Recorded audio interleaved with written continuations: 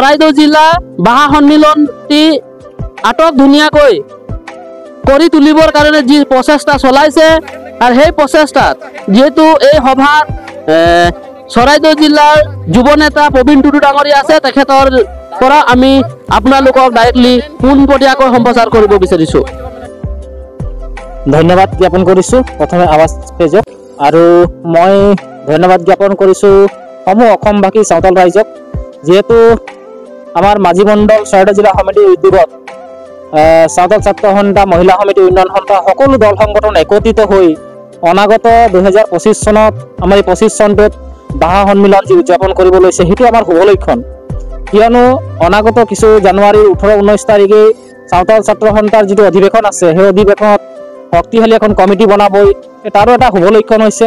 তাৰ লগে লগে চাওতাল জনগোষ্ঠীৰ সাংস্কৃতিক দিশতো আগুৱাই যাব লাগে। সেই বস্তুটো যে চাওতাল জনগোষ্ঠীৰ সংস্কৃতিকটো গোটেই জীয়াই ৰখাৰ কাৰণে মাঝি মণ্ডল যিবিলাক দায়িত্ব লৈ আছে, ভৱিষ্যত দিনত তাক যি কাৰ্যপন্থা লৈছে তাক মই ধন্যবাদ জ্ঞাপন কৰিছোঁ।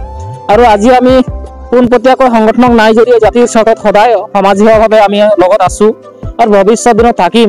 আৰু মই সঁচাকৈ আনন্দিত হৈছোঁ, অসমৰ একটা অন্যতম জনগোষ্ঠী চাওতালসকল আৰু অন্যতম জিলা চৰাইদেউ। এই চৰাইদেউ জিলাত চাওতালসকলৰ যিটো মানে একতা আছে, সেই একতাই সঁচাকৈ অসমখনত এক আটক ধুনীয়া কৰি তুলিবৰ কাৰণে তেওঁলোকে সক্ষম হৈ পৰে। আৰু মই ভাবিছোঁ অনাগত দিনত 25 চনত যিখন ভাষা হ'ব, সেই ভাষাই সমগ্ৰ অসমৰ চাওতালসকলক একত্ৰিতকৰণ কৰি বুজাই পেলাব লাগিব। তেওঁলোক আমাৰ যে চাওতাল জনগোষ্ঠীৰ যে সংস্কৃতি, পৰম্পৰা, ঐতিহ্য সকলোখিনি যে সুকীয়া, বা চাওতাল জনগোষ্ঠীৰ পৰম্পৰা, পৰব কোনখিনি, বা ফেষ্টিভেল, পূজা পাৰ্বণ কোনখিনি, সেইখিনি যে জীয়াই ৰাখিব বিচাৰিছে মাঝি মণ্ডলে, তাৰ বাবে মই পুনৰবাৰ ধন্যবাদ জ্ঞাপন কৰিছোঁ। আৰু আশা কৰিছোঁ যিখন ভাষা হ'ব চৰাইদেউ জিলাত মাঝি মণ্ডলৰ উদ্যোগত, সকলো দল সংগঠনৰ সমৰ্থনত সকলো ৰাইজে স্বতঃস্ফূৰ্তভাৱে ওলাই আহি অংশগ্ৰহণ কৰি জাতিৰ স্বাৰ্থত আমি একবাৰ জাক জমক দেখাব লাগিব।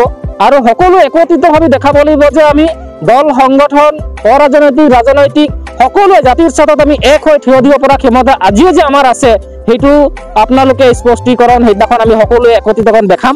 আৰু আমি আশাবাদী যিখন ভাষা হ'ব সেইখন ভাষাত সকলো অসমৰ চাওতালকে আমি নিমন্ত্ৰণ জনাইছোঁ। এই মঞ্চৰ পৰা মই ভাবিছোঁ আপোনালোকে আহক, সকলোৱে অংশগ্ৰহণ কৰক, জাতিৰ স্বাৰ্থত সকলোৱে আৰু পুনৰবাৰ একত্ৰিত হৈ পুনৰ জয় চাওতাল বুলি আকৌ এবাৰ চিঞৰিম। ধন্যবাদ।